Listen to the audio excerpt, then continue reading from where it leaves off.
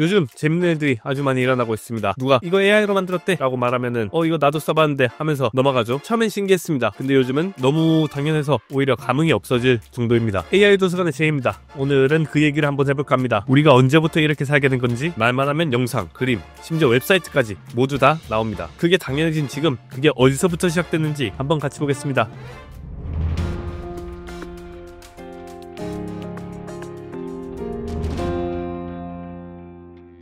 예전에는 이런 기술이 나오려면 한 10년쯤 걸리겠지 이랬잖아요. 근데 지금은 야 다음 달이면 나온대. 그러면 진짜로 나와요. 그리고 우리는 그냥 씁니다. 아 이거 요즘 AI로 다 되는 거잖아 이러면서 넘어가요. 이제 터미널트에서 기계가 말을 걸고 펄에서 AI가 감정을 느끼잖아요. 근데 지금은 말하면 영상이 나오고 말하면 기사도 써주고 웃기죠. 근데 진짜입니다. 기술이 천천히 발전할 줄 알았는데 진짜 어느 순간부터 벼락처럼 빨라졌습니다. 막 계속 성장한다 이런 게 아니라 어느 순간 계단처럼 올라가다가 지금은 갑자기 엘리베이터를 타고 쭉 올라가는 기분입니다. 우리가 상상하던 그 미래, 그게 언제부터 현실이 된 건지, 언제부터 이런 게 별일 아닌 것처럼 느껴지기 시작했는지. AI의 시작은 1950년대부터였습니다. 그 시절 AI는 지금처럼 그림을 그리거나 말을 이해하는 것이 아니라 단순히 정해진 규칙에 따라 반응하는 기기였습니다. 이런 입력이 들어오면 이렇게 대답해라. 딱 그 정도 수준이었습니다. 1950년 수학자 앨런 튜링은 기계가 사람처럼 행동할 수 있을까? 라는 질문을 던졌습니다. 이 질문은 나중 튜링 테스트로 이어지게 되었고 이 개념은 영화 이미테이션 게임에서도 다뤄졌었습니다. 그리고 1956년 미국 다트머스에서 열린 회의에서 Artificial Intelligence, 즉 AI라는 용어가 처음 사용되었습니다. 이후 등장한 AI 시스템은 모두 사람이 정해준 규칙을 따라 작동했습니다. 대표적인 예가 퍼셉트론이란 시스템입니다. 퍼셉트론은 입력값에 가중치를 부여하고 그 합이 일정한 기준을 넘으면 결과를 출력하는 방식이었습니다. This perceptron is being trained to recognize the difference between males and females. It is something that all of us can do easily.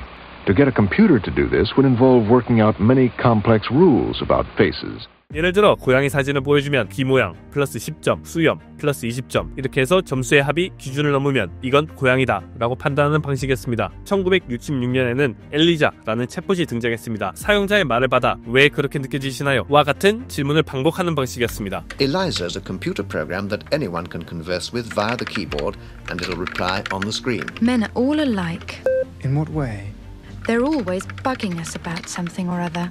Can you think of a specific example? Well, my boyfriend made me come here. Your boyfriend made you come here. He says I'm depressed much of the time. I'm sorry to hear that you're depressed. It's true. I am unhappy. Do you think coming here will help you not to be unhappy?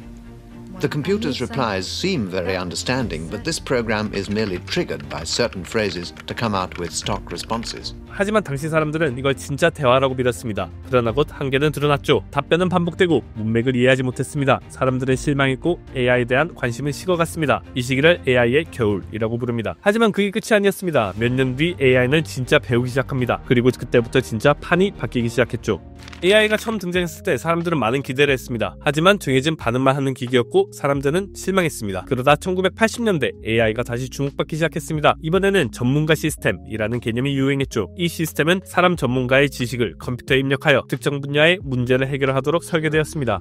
Early research in AI looked at duplicating human thought processes, but current AI research is more concerned with duplicating the end result of intelligence.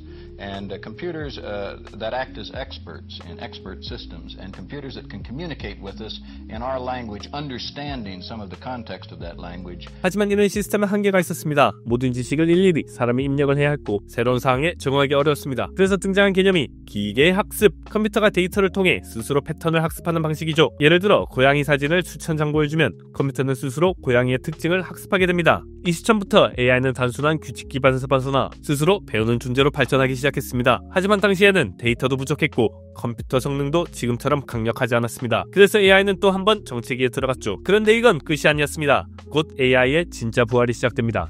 AI는 두 번째 겨울을 지나고 있었습니다. 사람들한텐 그냥 되다 마는 기술 정도였죠. 한때 유행했던 전문가 시스템도 시들해졌고요. 그런데 느리게 아주 천천히 기술 바깥에서 무언가가 쌓이고 있었습니다. 1990년대 후반 인터넷이 폭발적으로 보급되기 시작합니다. 사람들이 웹에 글을 쓰고 사진을 올리고 영상을 공유하면서 데이터라는 게 세상에 쏟아지기 시작했습니다. 예전엔 AI한테 보여줄 데이터가 없어서 못 가르쳤는데 이제는 너무 많아서 이걸 다 어떻게 돌리지? 라는 말이 나올 정도죠. 여기서 또 하나 컴퓨터의 성능이 굉장히 좋아졌습니다. 그래픽카드, CPU, 연산 기술이 발전하면서 예전엔 며칠씩 걸리던 계산이 이젠 몇 분이면 끝나는 시대가 왔습니다. 그리고 2009년 AI 역사에 AI의 한 획을 긋는 사건이 터집니다. 이미지넷. 전 세계 사람들이 모여서 무려 1400만 장의 이미지를 수집하고 그 사진마다 일일이 태그를 붙여서 공개한 겁니다. 이건 개다, 이건 고양이다, 이건 버스다, 이런 식으로요. 이건 그야말로 AI가 처음으로 진짜 데이터를 배불리 먹을 수 있게 된 순간이었습니다. 그리고 데이터에 딥러닝 기반 모델을 적용하자 놀라운 일이 벌어집니다. 컴퓨터가 사람보다 더 정확하게 이미지를 구분하기 시작했어요. 같은 시기 구글은 음성인식 정확도를 23%나 올리는 데 성공합니다. 이건 그 당시 정말 큰 도약이었습니다. 사람들의 반응이 이랬어요.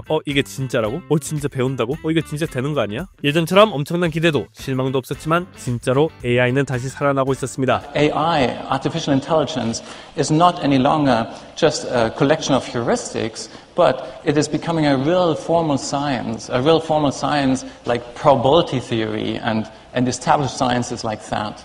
AI가 다시 조금씩 살아나고 있었죠. 데이터도 많아졌고 컴퓨터의 성능도 좋아졌고 딥러닝이란 기술도 등장했어요. 그런데 이 모든 게 한순간에 빵 하고 폭발한 시점이 있습니다. 2012년 전 세계 AI 연구자들이 주목하는 이미지넷 대회에서 한 팀이 압도적인 결과를 보여줍니다. 그 팀 이름은 알렉스넷, 캐나다 토론토 대학교의 제프리 힌슨 교수팀이 만든 모델입니다. 이전까지는 70%대 정확도에 머물러 있던 이미지 분류에서 10% 이상을 뛰어넘는 정확한 향상을 보여줍니다. 그야말로 판을 뒤엎어버린 결과였죠. 이전까지는 다들 AI 기술에 회의적이었습니다. 되긴 되는데 느리고 별로 쓸데가 없지 않냐 이런 반응이었습니다. 근데 이 결과는 그 회의감을 단번에 무너뜨렸습니다. 알렉스넷은 딥러닝 기반 신경망 모델이었고 GPU로 학습시킨 최초의 대형 모델이기도 했습니다. 이전보다 훨씬 깊은 층을 가진 구조였고 그만큼 더 많은 패턴을 정확하게 구별해낼 수 있었습니다. 이후 구글, 페이스북, 아마존, 바이두 같은 대형 기업들이 AI는 진짜 된다 라고 하며 본격적으로 뛰어듭니다. 그전까진 AI? 글쎄 아직은 멀었지 였는데 이제는 앞으로 10년은 이 기술이 먹는다 라는 분위기로 완전 전환됩니다. 이 시점부터 AI는 더 이상 실험실의 연구가 아니라 실제 비즈니스, 산업, 플랫폼의 핵심 기술이 됩니다. We have some people at Google who are really trying to build artificial intelligence and to do it in a large scale and so on.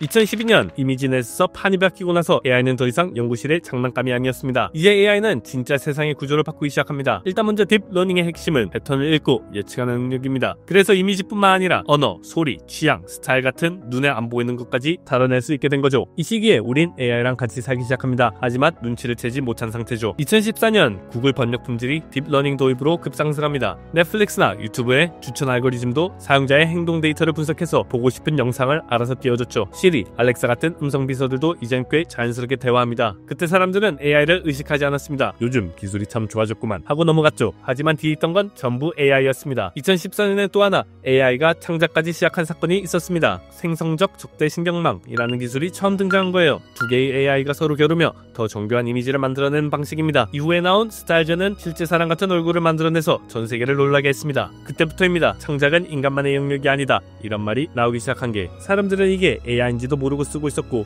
AI는 사람을 모방하며 세상을 바꾸기 시작했죠. 하지만 이건 시작일 뿐이었습니다. 예전엔 AI는 그냥 전문가들만 다루는 기술이었죠. 근데 이제 누구나 아무 준비 없이도 AI를 만지고 써보고 자신만의 결과물을 만들 수 있는 시대가 되었습니다. 2022년 말 오픈 AI 챗GPT가 출시하면서 세상은 한 번 더 뒤집혔습니다. AI는 이제 논문에서 나오는 단어가 아니라 우리의 손끝에 있는 도구가 됩니다. 질문을 하나 던지면 바로 글을 써주고 코드를 짜주고 기획서를 정리해주고 이건 그냥 도구가 아니라 함께 일하는 누군가에 가까워졌어요. 같은 시기 미드저니, 러닝, 소라 같은 서비스도 등장합니다. 텍스트 몇 줄만 써도 이미지, 영상들이 자동으로 생성됩니다. 이제는 만든다라는 말이 완전히 달라졌습니다. 돈으로 만들고 직접 설계하는 시대에서 이해하고 부탁하고 함께 만드는 시대로. 하지만 이런 질문들이 따라옵니다. 이게 진짜 내 창작일까? 잘못된 정보를 퍼뜨리면 누가 책임지지? 너무 많은 걸 대신해버리면 우린 뭘 남겨야 할까? 기술은 도착했고 이제 중요한 건 우리가 이걸 어떻게 사용할지입니다. AI는 이제 그냥 빠르게 계산하는 도구가 아니라 세상을 함께 만들어가는 파트너가 되었습니다. 우리가 일하는 방식, 배우는 방식, 그리고 창작하는 방식까지도 전부 바뀌고 있습니다. 여기까지가 현재 AI의 여정이었습니다. 근데 물론 아직 끝은 아니겠죠. 앞으로 이런 기술이 어떤 역할을 하게 될지는 우리가 선택하게 될 겁니다. 제2의 AI 도서관이었습니다. 다음에도 재밌는 소식 또 가져오겠습니다. 그럼 이만. The Thinking Machine. Hello again. With me tonight is Professor Jerome B. Wiesner, Director of the Research Laboratory of Electronics at MIT. Dr. Wiesner, what really worries me today is what's going to happen to us if machines can think. And what interests me specifically is, can they? Well, that's a very hard question to answer. If you'd asked me that question just a few years ago, I'd have said it was very far-fetched. And today I just have to admit I don't really know. I suspect if you come back in 4 or 5 years, I'll say, sure, they really do think. Well, if you're confused, Doctor, how do you think I feel? We're just really beginning to understand the capabilities of the computers. I've got some film.